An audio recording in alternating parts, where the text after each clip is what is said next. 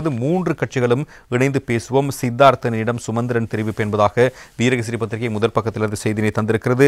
அகில இலங்கை தமிழ் காங்கிரசுடனான இன்றைய சந்திப்பின் பின்னர் தேவை ஏற்படின் இலங்கை தமிழரசு கட்சி, அகில இலங்கை தமிழ் காங்கிரஸ் மற்றும் ஜனநாயக தமிழ் தேசிய கூட்டணி ஆகிய மூன்று கட்சிகளும் இணைந்து கலந்துரையாட முடியும் என பிளாட் தலைவர் தர்மலிங்கம் சித்தார்த்தனிடம் சுமந்திரன் குறிப்பிடுவதாக இந்த செய்தி குறிப்பிடுகிறது.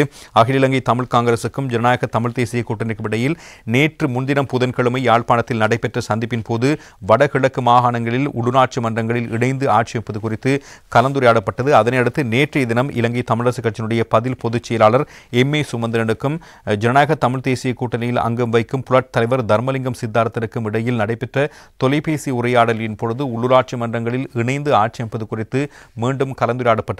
இதன் போது தமக்கும் அகில இலங்கை தமிழ் காங்கிரசுக்கும் இடையில் நடைபெற்ற சந்திப்பு குறித்தும் சித்தார்த்தன் விளக்கம் அளித்திருக்கிறார். அதனைத் தொடர்ந்து இன்றைய தினம் தமக்கும் அகில இலங்கை தமிழ் காங்கிரசின் தலைவர் கஜேந்திரகுமார் பொன்னம்பலத்துக்கும் இடையில் சந்திப்பு நடைபெறவிருப்பதாகவும் அதன் பின்னர் தேவை ஏற்படின் மூன்று கட்சிகளும் இணைந்து கலந்துரையாட முடியும் எனவும் சுமந்திரன் கூறியதாக சித்தார்த்தன் தெரிவித்திருக்கிறார்.